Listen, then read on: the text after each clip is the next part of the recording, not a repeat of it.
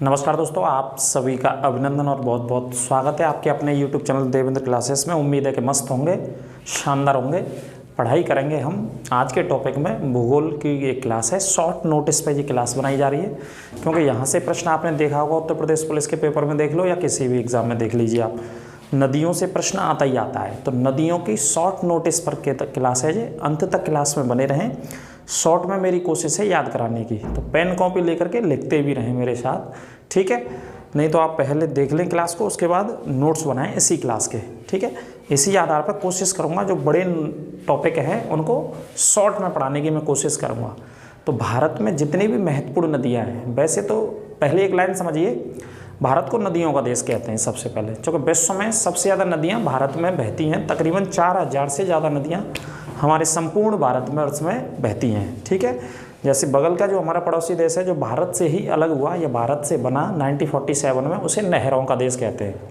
पाकिस्तान को नहरों का, क्योंकि नहर ज़्यादा है पाकिस्तान के अंदर, भारत में नदियाँ ज़्यादा हैं, नदियों का देश विश्व में कहा जाता है।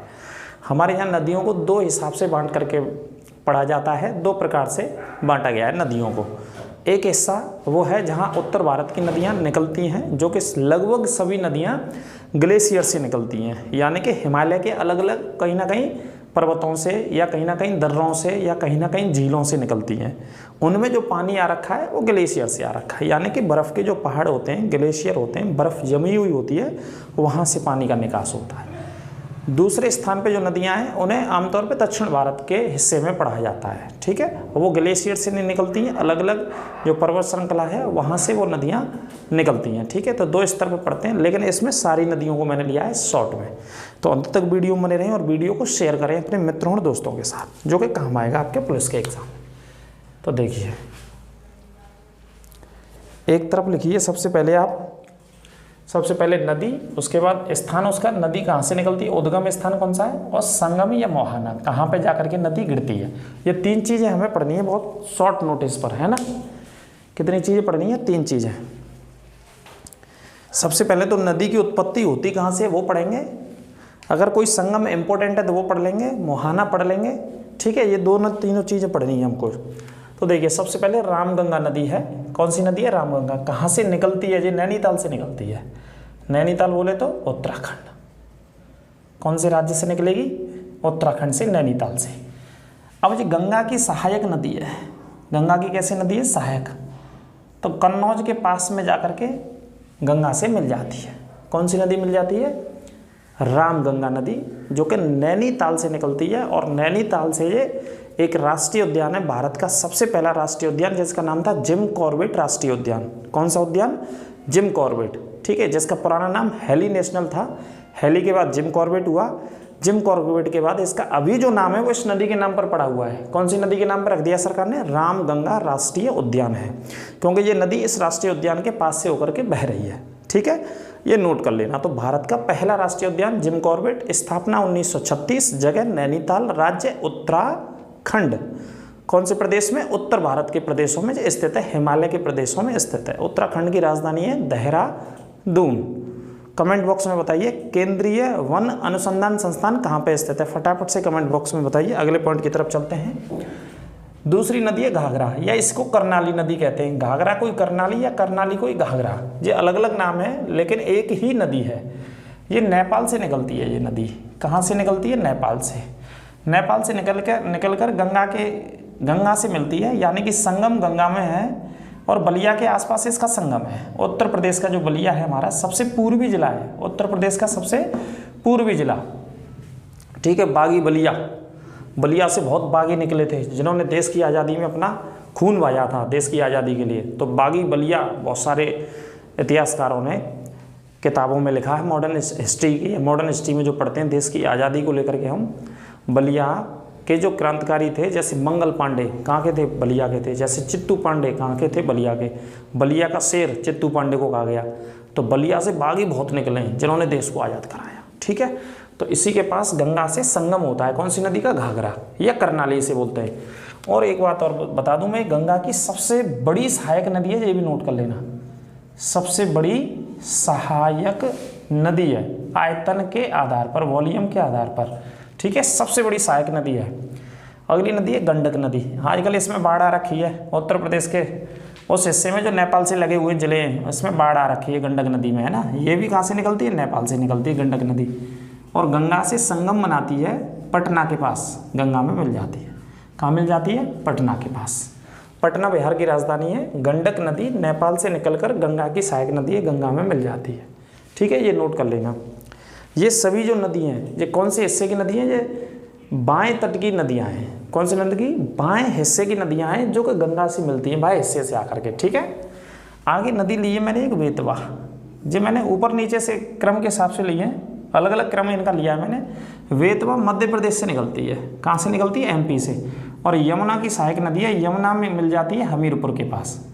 हमीरपुर हमारा जिला है जो कि पड़ता है बुंदेलखंड में, बुंदेलखंड के अंतर्गत आता है हमीरपुर। तो यमुना की सहायक नदी है कौन सी? बेतवा।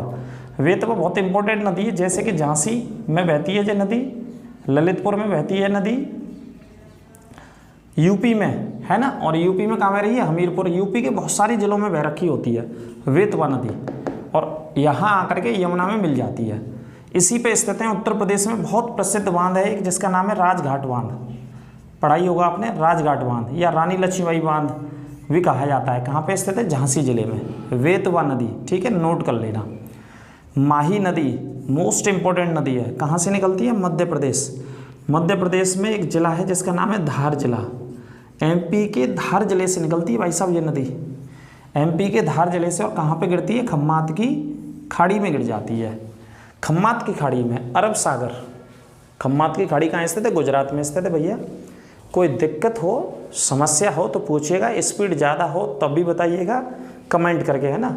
कम स्पीड हो तब भी बताइएगा। तो अपने कमेंट्स बताते रहा करो जहाँ भी दिक्कत हो तो कोई भी।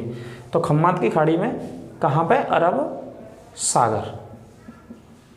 खम्मात की खाड़ी, अरब सागर। ठीक है। माही नदी जो कि कर्क रेखा को 2 बार काटती है। ये प्रश्न कई बार पूछा जाता है, कर्क रेखा को कौन सी नदी 2 बार काटती है? माही नदी कर्क रेखा को 2 बार विभाजित करती है, नोट कर लेना। आगे बात करते हैं लूनी नदी का। लूनी नदी कहाँ से निकलती है? अजमेर से निकलती है लूनी नदी भाई साहब। अजमेर में कहाँ से निकलती है? अरावली की पहाड़ियों से। अरावली की पहाड़ियाँ लिख लेना। दक्षिण पश्चिम अजमेर के पास से निकलती है। अगर दिशा में जाएंगे तो दक्षिण पश्चिम दिशा के पास अरावली की पहाड़ियों से, और शहर का नाम है अजमेर, प्रसिद्ध। निकलती है यहाँ से लूनी नदी। जैसे भारत की कैसी नदी? नमक नदी, यह नमकीन नदी भी इसे कहा जाता है, यह लवड़ीय नदी भी इसे कहा जाता है। लवड़ीय नदी, नमकीन नदी कौन सी नदी है? लूनी नदी भारत की। और कच्छ के रण में विलुप्त हो जाती है, ये विलुप्त हो जाती है, गिरती नहीं है, ये समाप्त हो जाती है। एकमात्र नदी भारत की जो समाप्त हो जाती है, या तो विलुप्त कह सकते हैं इसी शब्द को, या मेरे भैया अल्पकालिक कह सकते हैं। अल्पकालिक हो जाती है या विलुप्त हो जाती है, या मेरे भैया अदृश्य हो जाती है, कुछ भी कह सकते हैं, बहुत सारे नाम बता देंगे हम आपको यहाँ पे। तो क्या हो जाती है? लूनी नदी विलुप्त हो जाती है। ठीक है, कहाँ पे? कच्छ के रण। और कच्छ का रण कहाँ पे? गुजरात में। कच्छ के रण में पाए जाते हैं एशिया के बहुत प्रसिद्ध जंगली गधे। जंगली गधे पाए जाते हैं, ध्यान रखना। कच्छ के रण में, जो कि एग्जाम में कई बार पूछा जाता है। और कच्छ का रण वो जिला है, और सुन लीजिए इसके बारे में, अरब सागर से तो लगाइए कच्छ का रण, वो जिला है जो कि क्षेत्रफल के आधार पर सबसे बड़ा जिला है इंडिया का, भारत का सबसे बड़ा जिला है क्षेत्रफल के आधार पर। इसके बाद लेह लद्दाख का नंबर आता है। तो भारत का क्षेत्रफल के आधार पर सबसे बड़ा जिला, ये भी नोट कर लेना। और कमेंट बॉक्स में बताइए क्षेत्रफल के आधार पर भारत का सबसे छोटा राज्य कौन सा है, और सबसे छोटा जिला कौन सा है क्षेत्रफल के आधार पर भारत का, पूरे भारत का। कमेंट में बताइए, फटाफट से बता दीजिए देर किए बिना। अगली नदी की तरफ चलते हैं। क्षिप्रा नदी है, बहुत फेमस नदी है, आपने नाम तो सुना ही होगा। इंदौर के पास से निकलती है। कहाँ से निकलती है? इंदौर। और इंदौर कहाँ पे? एमपी पे, मध्य प्रदेश से निकलती है, और चंबल में जाकर के गिर जाती है, यानी कि मिल जाती है। चंबल की सहायक नदी है, चंबल नदी की सहायक नदी है कौन सी? क्षिप्रा। क्षिप्रा नदी उज्जैन से होकर के बहती है। उज्जैन में तो आपको पता ही है मंदिर है बहुत प्रसिद्ध। उज्जैन में कौन सा मंदिर प्रसिद्ध है? तो उज्जैन में जो मंदिर प्रसिद्ध है वो कौन है? महाकालेश्वर भगवान का मंदिर प्रसिद्ध है ना। महाकाल भगवान का मंदिर प्रसिद्ध है, तो वहाँ से होकर के बहती है। अगली नदी है तुंगभद्रा। कौन सी नदी है? तुंगभद्रा। ये पश्चिमी कर्नाटक से निकलती है, मतलब कर्नाटक से ही निकलती है। कृष्णा में जाकर के मिल जाती है। कृष्णा की सहायक नदी है, बहुत फेमस नदी है तुंगभद्रा। ठीक है। हम्पी एक खंडर राजधानी है जो दक्षिण भारत में पड़ते हैं। हम्पी तुंगभद्रा के तट पर ही स्थित है। विजयनगर साम्राज्य की स्थापना तुंगभद्रा नदी के तट पर हुई थी। 1336 में एक विजयनगर साम्राज्य था, बहुत प्रभावशाली हिंदू साम्राज्य था दक्षिण भारत का विजयनगर साम्राज्य, नामी विजयनगर था उसका। संगम वंश सबसे पहला वंश था, जो कि हरिहर और बुक्का दो भाई थे। इनके पिता का नाम संगम था, पिता के नाम से संगम वंश नाम पड़ा। 1336 में स्थापना हुई थी इसकी। कौन से वंश की? विजयनगर साम्राज्य की। तुंगभद्रा नदी के तट पर स्थापना होती है इसकी, ये भी नोट कर लेना। ठीक है। और बाबर जब भारत आता है, पानीपत की लड़ाई लड़ता है, और इधर भारत में आकर के पानीपत लड़ता है, खानवा लड़ता है, चंदेरी लड़ता है, घाघरा लड़ता है। लगातार 4 युद्ध भारत में लड़ता है, और इधर भारत में बाबरनामा किताब लिखता है। ये उसकी ऑटोबायोग्राफी थी। बाबरनामा को तुर्की भाषा में लिखता है, क्योंकि मंगोल जो थे, बाबर जो था, बाबर का जो जन्म स्थान था वो तुर्की इलाके में जन्म स्थान था, तो उसी भाषा में उसने किताब को लिखा। वैसे मुगलों की जो राजकीय भाषा थी, या मुगलों की जो अदालत की भाषा थी, या मुगलों की आम बोलचाल की भाषा थी, वो कौन सी भाषा थी? वो कमेंट बॉक्स में आप फटाफट से बताइए, मुगलों की कौन सी राजकीय भाषा थी। ठीक है। तो बाबरनामा में लिखा है कि जब मैं भारत में था तो भारत में, दक्षिण भारत में सबसे शक्तिशाली हिंदू साम्राज्य था, तो वह एक था जिसका नाम था विजयनगर साम्राज्य। और उस समय जब पानीपत की लड़ाई लड़ता है जी इधर 1526-21 अप्रैल को, तो उस समय दक्षिण भारत में राज्य चल रहा था कृष्णदेव राय का। तो समकालीन शासक कृष्णदेव राय थे उस समय के। ठीक है। तो तुंगभद्रा नदी कृष्णा में। अगला पॉइंट है कावेरी नदी। कावेरी नदी कर्नाटक से निकलती है, ये तो खूब पढ़ाई होगा आपने। कहाँ से निकलती है? कर्नाटक में ब्रह्मागिरी की पहाड़ियों से। ब्रह्मागिरी की पहाड़ियों से निकलती है। जिला आ जाए तो कुर्ग जिले से निकलती है कर्नाटक में। ठीक है। और ब्रह्मागिरी की पहाड़ी भी याद रखना। और बंगाल की खाड़ी में गिर जाती है। कहाँ गिर जाती है? बंगाल की खाड़ी में। इसके बहुत सारे पॉइंट हैं, जैसे तमिलनाडु और केरल में जल विवाद है इस नदी का, बहुत पुराना जल विवाद है कावेरी नदी का। तमिलनाडु और केरल में कावेरी नदी का जल विवाद है, नोट कर लेना। जो नए बच्चे हैं, नए सब्सक्राइबर हैं, हमारे साथ जुड़े हैं, अच्छे से नोट्स बनाएं और तरीके से नोट्स बनाएं। पूरे का पूरा सिलेबस मैंने पढ़ा रखा है, जो प्ले लिस्ट में आपको मिल जाएगा इसी देवेंद्र क्लासेस यूट्यूब चैनल पर अपने पर, है ना। और इसे शेयर करते चलें, क्लास को शेयर किया करें, और ज़्यादा से ज़्यादा पढ़ें, अध्ययन करें क्लास का। ऑफलाइन विद्यार्थी तो खास तौर पे जो हमारे सेंटर में आते हैं वो तो अवश्य पढ़ें प्रत्येक क्लास को, उनसे पूछा जाएगा एक एक नदी के बारे में। ठीक है भाई साहब। तो बंगाल की खाड़ी में गिरती है। वैसे बहुत प्रश्न हैं, जैसे विवाद बता दिया केरल और तमिलनाडु में। दूसरा, सबसे पहले जल विद्युत परियोजना कावेरी नदी के ऊपर स्थापित की गई थी 1902 में, शिव सुंदरम जल के नाम से। गोदावरी नदी नासिक से निकलती है, नासिक में त्रयंबकेश्वर से, और बंगाल की खाड़ी में गिर जाती है। कहाँ पे गिर जाती है? बंगाल की खाड़ी में। गोदावरी नदी कहाँ से निकलती है? नासिक, और पहाड़ियों का नाम आ जाए तो त्रयंबकेश्वर, त्रयंबकेश्वर। और राज्य आ जाए तो महाराष्ट्र, राज्य महाराष्ट्र, त्रयंबकेश्वर और नासिक। कुछ भी पॉइंट याद रखो, कोई दिक्कत नहीं है। बंगाल की खाड़ी में गिर जाती है। कहाँ गिर जाती है? बंगाल की खाड़ी में गिर जाती है। इस पॉइंट को याद रखना। ठीक है। अगले पॉइंट की तरफ चलते हैं। ब्यास और रावी, ये दोनों नदियाँ कहाँ से निकलती है? रोहतांग दर्रे से निकलती है। ब्यास और रावी दोनों नदी मैंने साथ में ले लिया, रोहतांग दर्रे से निकलती है। ठीक है। रोहतांग दर्रा कहाँ पे? हिमाचल प्रदेश में, हिमाचल प्रदेश में रोहतांग दर्रे से। और आगे बात करते हैं तो इसकी सहायक नदी कौन सी है? ब्यास की सहायक नदी है। ब्यास जो मिलती है वो सतलज में मिल जाती है आकर के। कहाँ पे? पंजाब में। रावी नहीं, ब्यास की बात कर रहे हैं, पंजाब में हर के बैराज। पंजाब में एक जगह है हर के बैराज, तो यहाँ से ब्यास नदी रोहतांग से निकलती है, सतलज नदी में संगम करती है पंजाब में। ठीक है। रावी नहीं करती है, रावी का आगे बताएंगे। अगले पॉइंट की बात करें, शारदा, ये मिलाप ग्लेशियर से निकलती है, और शारदा आगे चल करके किससे मिल जाती है? घाघरा में मिल जाती है। मिलाप ग्लेशियर से निकल करके, ये भी कहाँ पे? नेपाल की ही सीमा में पड़ती है ये जगह, मिलाप ग्लेशियर। यहाँ से निकलती है शारदा और घाघरा में मिल जाती है, और घाघरा में मिल जाती है ये बाराबंकी के पास। ये कहाँ पे संगम होता है? बाराबंकी के पास। ठीक है। बाराबंकी के पास। इसी वजह से कहते हैं कि वो दो नदियों का पानी, एक घाघरा एक शारदा, दोनों आपस में मिल जाती हैं, फिर उसके बाद गंगा में मिलती है ये नदी। तो बहुत पानी होता है इस नदी के भीतर। इसी वजह से सबसे बड़ी नदी है सहायक नदी।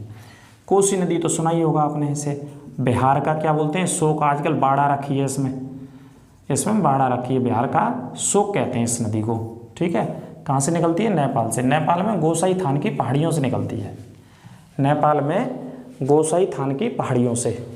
और संगम कहाँ पे होता है? गंगा से संगम हो जाता है कुर्सेला नामक स्थान पर। ये बिहार में एक जगह पड़ती है कुर्सेला, यहाँ पे गंगा से संगम होता है इसका।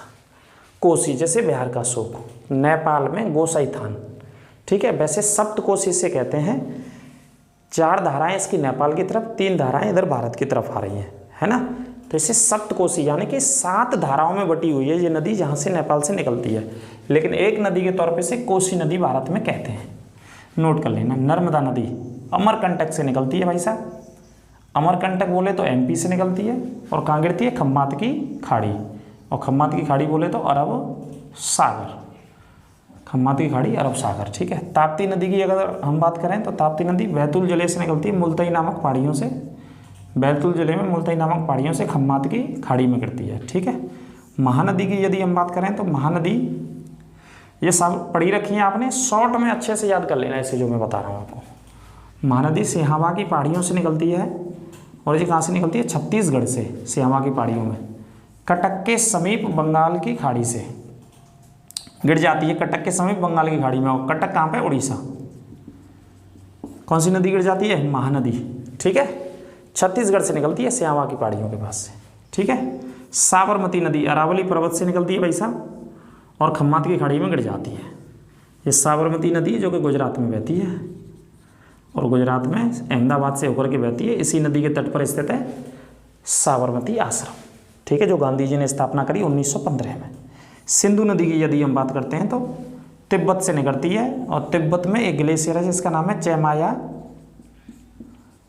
युंगडुंग ग्लेशियर है, चेमाया युंगडुंग ग्लेशियर, निकल करके अरब सागर में गिर जाती है, ठीक है। ये ग्लेशियर तिब्बत में है। सिंधु नदी बहुत बड़ी नदी है। झेलम नदी वेरीनाग की पहाड़ियों से निकलती है, कश्मीर में।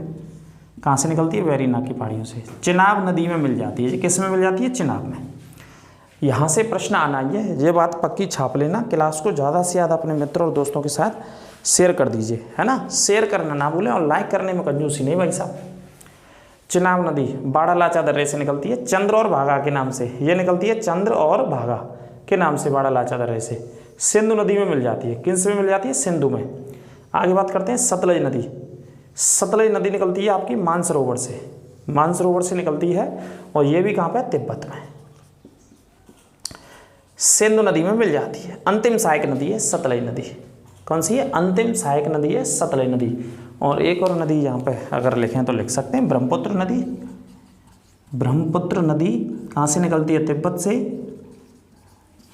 ठीक है। तिब्बत से निकल करके कहाँ गिरती है? अरब सागर में। अरब सागर में नहीं गिरती है, बंगाल की खाड़ी में, ठीक है जी। बंगाल की खाड़ी में गिर जाती है ये नदी। ये नोट कर लेना। कौन सी नदी है? ब्रह्मपुत्र नदी, नोट कर लेना, ठीक है।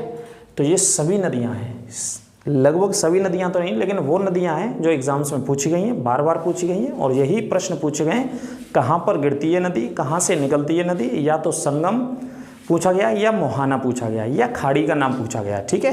पुराने पुलिस का पेपर जो रद्द हुआ है उसमें उठा के देखेंगे तो खाड़ी का नाम पूछा गया सबसे ज़्यादा। जो मैंने आपको जैसे खम्मात की खाड़ी के बारे में बताया, कई बार खम्मात खम्मात ये पढ़ी रहे लगातार, इन्हीं को भी पूछ लेता है, ठीक है। तो इस क्लास को शेयर करें दोस्तों के साथ। यदि आप चैनल पर नए जुड़े हैं हमारे साथ तो सब्सक्राइब अवश्य करें, और बेल आइकन दबाना ना भूलें। लगातार ये क्लास आपको मिलती रहेंगी। और उत्तर प्रदेश पुलिस का जो प्रैक्टिस सेट सीरीज़ चल रही है वो भी लगातार प्रैक्टिस सेट सीरीज़ चलेगी। अपना विशेष ख्याल रखें। कोई दिक्कत, कोई सुझाव, कोई समस्या हो, शक हो, समस्या हो तो कमेंट करके आप पूछ सकते हैं, उसका जवाब, उसका उत्तर दिया जाएगा नेक्स्ट क्लास में। तो मिलते हैं अगली क्लास में। स्क्रीनशॉट भी आप लेना चाहें तो स्क्रीनशॉट भी ले लें। नमस्कार, राधे राधे सभी को।